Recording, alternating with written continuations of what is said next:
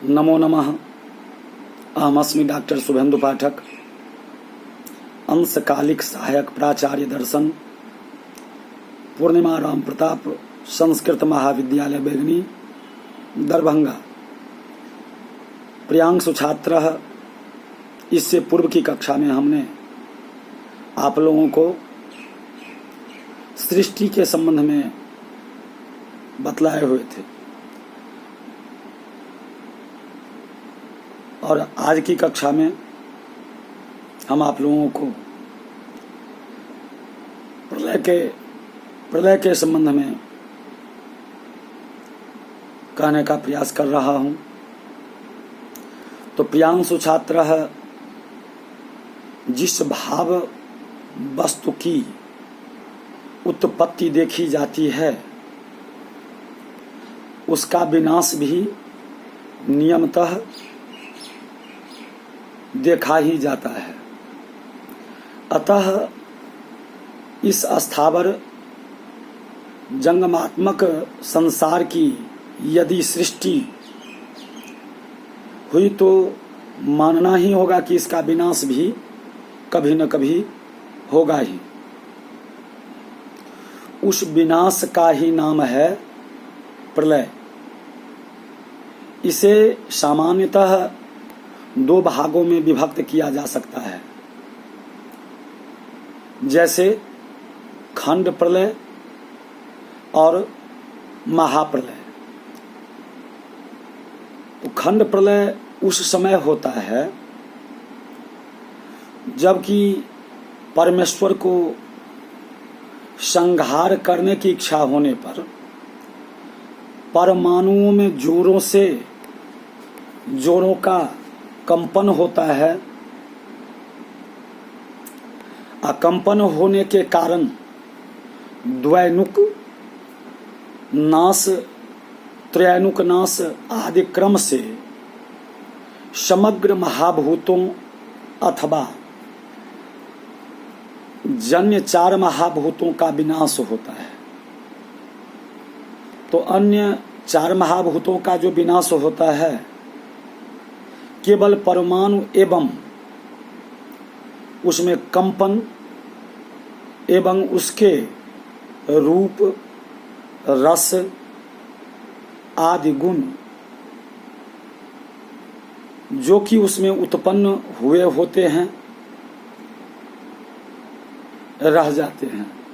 अभिप्राय यह है कि समस्त जन्य द्रव्यों के नाश का ही अपर नाम है खंड प्रलय।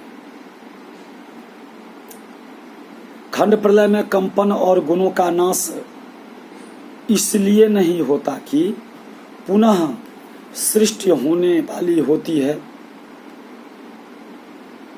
कुछ लोगों के मत में खंड प्रलय काल में ही एक ही ब्रह्मांड नहीं, सारे ब्रह्मांड नष्ट हो जाते हैं। किंतु बहुमत यह है कि सारे ब्रह्मांड एक साथ नष्ट नहीं होते हैं। युक्ति यही भी मालूम होता है, क्योंकि जब प्रत्येक ब्रह्मांड का संचालक हिरण्यगर्भ स्वतंत्र होता है, व्यवस्थाएं अलग अलग होती है, तो फिर कोई खास कारण दिखाई नहीं देता है कि सारे ब्रह्मांड एक काल में ही नष्ट हो जाए। आधुनिक वैज्ञानिकों की सम्मति भी कुछ इसी प्रकार मिलती जुलती है, क्योंकि इन लोगों का कहना है कि पृथ्वी के आकर्षण शक्ति से सूर्यमंडल इस लोक की ओर बराबर आकृष्ट हो रहा है, जबकि वह इस लोक के अति निकट आ जाएगा तो यह पृथ्वी मनुष्य वास योग्य नहीं रह पाएगा। केवल मनुष्य ही नहीं, कोई प्राणी भी इस भूभाग पर नहीं रह पाएगा, किंतु परभाग अर्थात जिधर से सूर्य इधर को खिसक रहा है उधर की ओर प्राण सृष्टि होगी। किंतु एक बात यहाँ अवश्य ध्यान रखने का है कि इस तरह की परिस्थिति को प्रलय खंड भी नहीं कहा जा सकता। यह तो एक प्रकार का प्राणी प्रलय सा होगा। खंड प्रलय में तो कोई महाभूत नहीं रह जाते। महाप्रलय तब होता है जबकि जन्य द्रव्य तो नष्ट हो जाते हैं, साथ परमाणु भी निष्क्रिय और जन्य गुण रहित हो जाते हैं।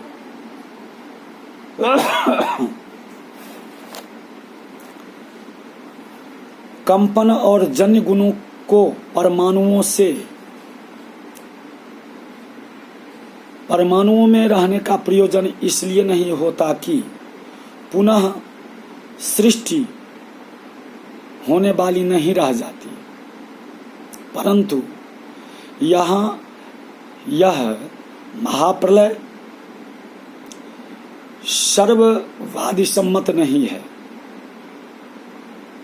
क्योंकि 2 दिनों के बीच में आने वाली एक रात के ऊपर दृक्पात करने पर यह तो संगत मालूम पड़ता है कि खंड प्रलय अवश्य तब होता होगा जबकि समस्त प्राणियों के भोग्यादृष्ट स्तब्ध हो जाते होंगे और समग्र प्राणी भोग रहित हो जाते होंगे और अदृष्ट स्तब्ध हो जाने के कारण जीवों के सारे शरीर इंद्रिय आदि आध्यात्मिक साधन तथा बाह्य वस्तु स्वरूप आदि भौतिक साधन नष्ट हो जाते होंगे। किंतु महाप्रलय असंभव प्रतीत होता है। दूसरी बात यह है कि महाप्रलय तभी हो सकता है जबकि आकीट पतंग सारे प्राणी तत्वज्ञानी होकर मुक्त हो जाए, नहीं तो भोग्यादृष्ट शरीर आदि साधन की निष्पत्ति कराए बिना नहीं रह सकता है। तो प्रियांशु छात्र अभी इससे आगे की कक्षा में प्रलय के संबंध में ही विस्तार रूप से बतलाएंगे। बस आज की कक्षा में इतना ही। इति